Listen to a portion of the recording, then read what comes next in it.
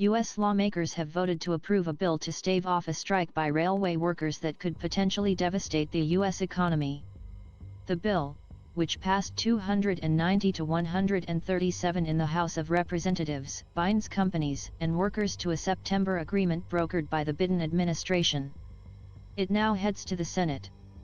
The outcome of a separate bill to mandate paid sick leave remains uncertain. President Joe Biden this week urged the U.S. Congress to take measures to step in and prevent the railroad strike, warning that the economic impact of a shutdown would hurt millions of other working people and families. A rail worker labor stoppage could happen as soon as December 9. Economists, business organizations, and railroad companies have said that the strike would disrupt the flow of fuel, medicine and other vital commodities and bring with it an estimated economic hit of $2 bn. $1.67 bn, each day. The new measure passed by the House on Wednesday imposes a previous agreement that was rejected by 4 of the 12 labor unions involved in the negotiations, which collectively represent over 100,000 freight carrier employees. The deal included 24% raises, the most in more than 40 years, and $5,000 in bonuses stretched over a series of annual payments. While employees would be expected to pay a larger portion of their health insurance costs, premiums would be restricted to a maximum of 15%. A separate bill being discussed by the House of Representatives would guarantee 7 days of paid sick leave each year for workers covered by the deal. While it is also expected to pass the House, it is unclear whether it has enough support to pass in the Senate.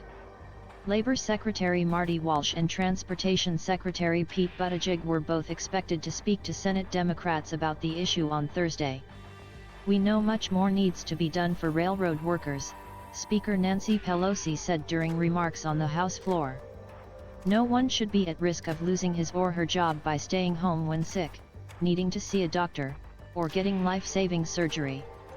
The issue of paid sick leave was contentious during prior negotiations, with the unions, which had previously expressed a preference for higher wages and strong disability benefits over sick days, arguing that the immensely profitable railroad companies could afford them with minimal impact.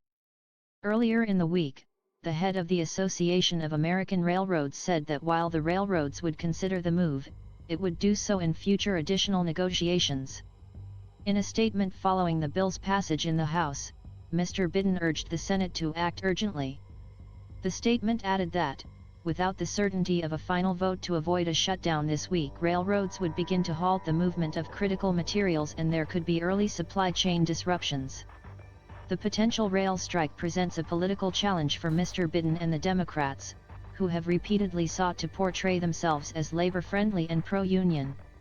Some rail employees and union members have expressed dismay at the administration's efforts to step into the labor dispute.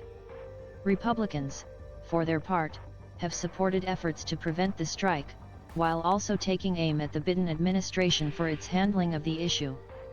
In total, the companies with employees that would go on strike transport 40% of the country's freight, including 75% of new cars, 70% of coal and 30% of packaged goods. About 7,000 freight cars could be taken out of service each day, sending prices skyrocketing and creating a political headache for the Biden administration.